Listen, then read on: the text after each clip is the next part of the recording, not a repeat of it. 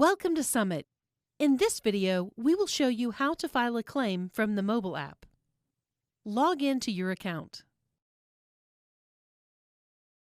The home page will look something like this, depending on what sort of accounts you have. There is an I Want To section where you can enter a claim, view recent transactions, view cards, alerts, and update your profile.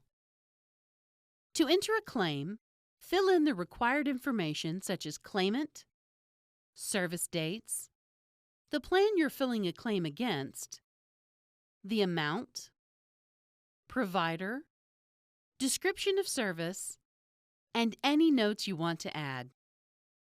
At the top of the screen, click the Add Receipt or EOB to add documentation to your claim. Choose the camera to take a picture of a receipt, or choose the Gallery or File buttons to add a receipt that is already saved on your mobile device.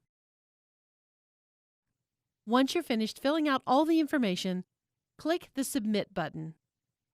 If you have further questions, please contact your Human Resources Department.